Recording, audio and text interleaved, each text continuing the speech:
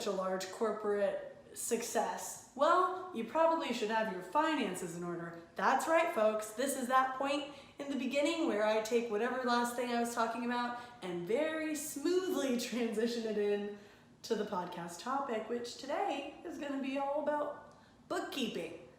Bookkeeping, keeping the books. Keeping Back the books. when books were a thing. Now it's all digital. Now you're keeping your screens. They should call it screen keeping, but that doesn't have the same je fais ce soir.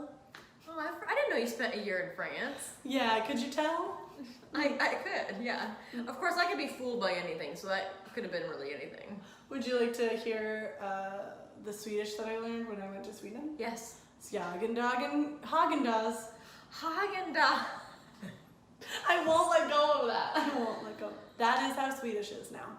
Everyone, let's adapt and agree and move forward and onward as is tradition in 2021. Pick up the things.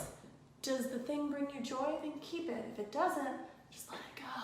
So is it like an energy feeling kind of thing where you pick it up and it makes you feel like filled with joy? You keep it? Like, I like that laptop. That brings me joy. It's productive. It serves a purpose every single day. I'll keep it. That crumpled up paper note next to it though, don't even know why he's there. Toss it. So does this apply when you're in other people's houses? Let's say if they're wealthy?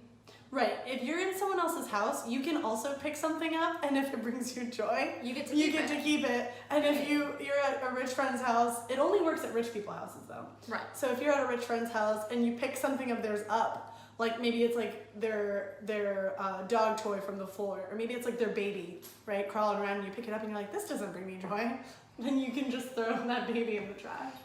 Yeah, you can like walk through a daycare and be like, this child brings me joy.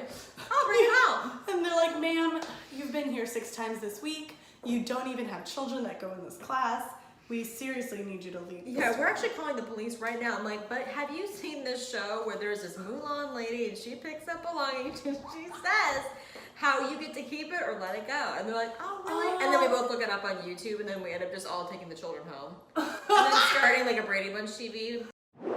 Is like actually taking the time to look at everything that's going on. Yes. What's your wallet doing? When you go to sleep at night, do you know where your wallet is? What's in your wallet? Oh wait, don't sue us. Whatever that tagline's from. Yeah, and also like the good thing about Jenny is that she's very threatening. So if you find yourself like having a problem with spending money, let's say that like you have Amazon on your phone and like you're just like way into the night, you're like buying stuff.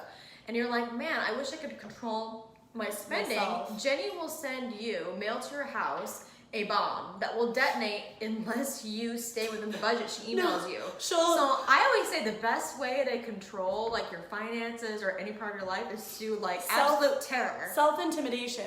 Actually, I just signed up with Jenny and I signed up for the full SAW package, where if I make a purchase that's outside of my spending limit, I will wake up the next morning and all of my family will be injected with some kind of horrible life-threatening thing, and I'll only have like 10 minutes to dig through my own stomach to find the antidote. So I'm like, gosh, I really can't buy that dress. And I have never seen your finances more organized into spreadsheets than ever before, so I gotta say that technique is working.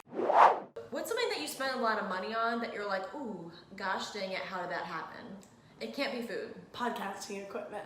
I'm just kidding. I mean, it wasn't really that much when you really think about it. In the long-term ROI that I'm gonna get out of this. Yeah, the millions of dollars that our fans are paying for it. Yeah, it's great. They are, just in the future. Future. I would say that things that I spend a lot of money on are beauty care and clothes. And I'm not even like a really, I mean, you look at me, I look like a complete like, I live in a box. Like I look like so unglamorous. Rich, wealthy supermodel.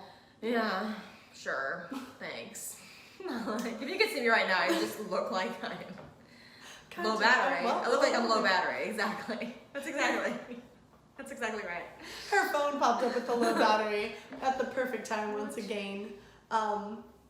So, boppity boo boo boo. Oh, okay, so a serious answer. What do I think? I pressed the button and I'm not sure what it did. I think you just sent your social security number to all the scammers online. Great. We'll deal with that later. That's not as important as finishing this conversation about me spending too much money on beauty care, Girl vitamin C stuff. serum, and clothes randomly. Girl stuff. Relatable content. Content. I think that when I purchase stuff I don't truly need, like my consciousness wanes and I go a little fuzzy. So it's like I don't really remember it. Kind of like when you've had like 4 glasses of wine, you're like, did I make it? So you're saying you get high off of purchases? Wait, let me do my answer. Like you just. Hit it.